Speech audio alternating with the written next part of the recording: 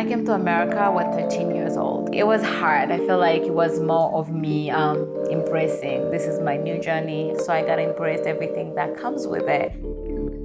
It was hard knowing when to use the American culture, to use my culture. Also living in a new family, new sets of rules.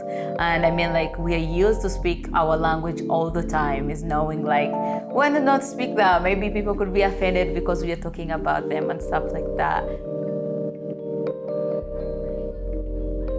My name is Desange Kuenihira. I'm originally from Democratic Republic of Congo.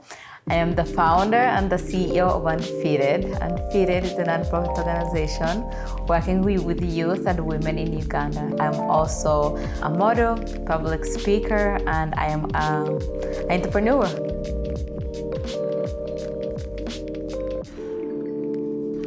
The challenges that I faced in Congo during the Civil War, I mean, like, I was very young. You can't live peacefully in your own home. A country that's supposed to be home, a country that's supposed to be safe. Every time you keep hearing, oh, the war, innocent blood being poured every day. Looking back on my childhood, growing up in Uganda, it was like amazing. I mean, like, I grew up around my grandma and one of her daughters, who I call a mother. They were just amazing. I was a kid. It was like freedom, even if we worried about where we're gonna get food the next day. The women, the single mother, the strong women I grew around. Looking back, watching them fight for their kids to get education, fight for their child not to go through child marriage. I mean, like, those are the lessons I carry with me up to today. I would go back in my childhood and relive those moments, because those are the moments I can't take back.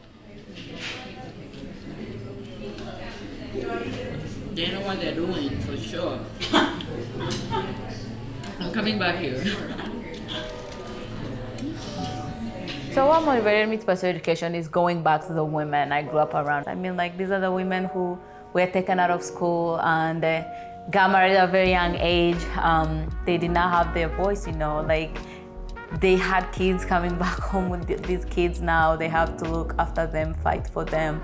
So for me, looking how hard they fought for me to get education, seeing my grandma selling off her cows so I can get education, that motivated me, because they always told me, get educated. Educated is your only key out of everything.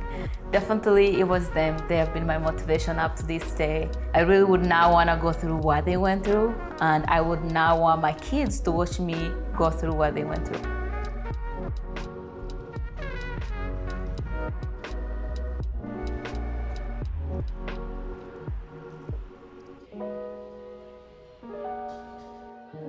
Starting my nonprofit organization, that happened in college in 2020.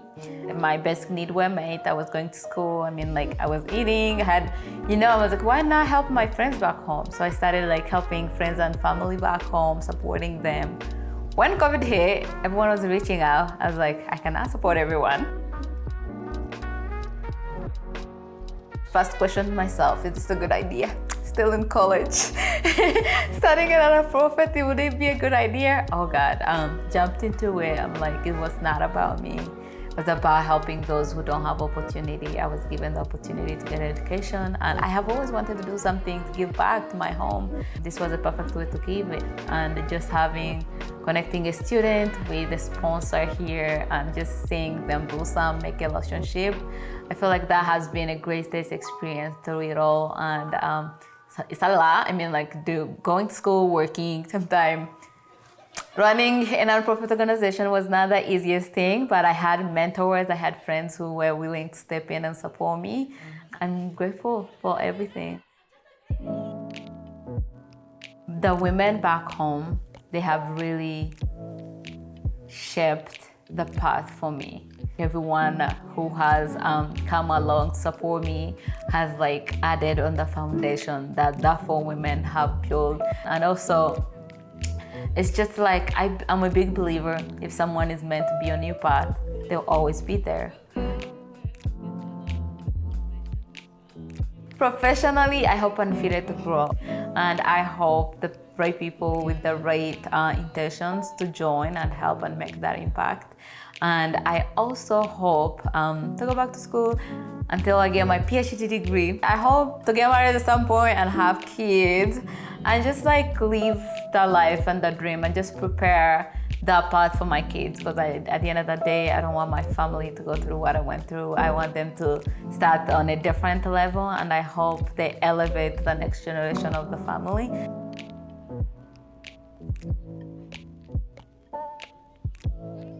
I'll say my advice to all immigrant people, all the youth, if you have a parent who is immigrant, is just like actually taking a step back and looking how much your parents have sacrificed for you to be here.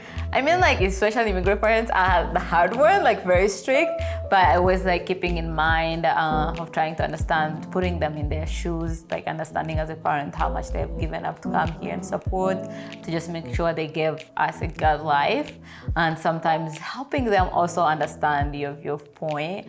But above everything else, I encourage to all women that feels like because you're women, you can't do the things that you want to do.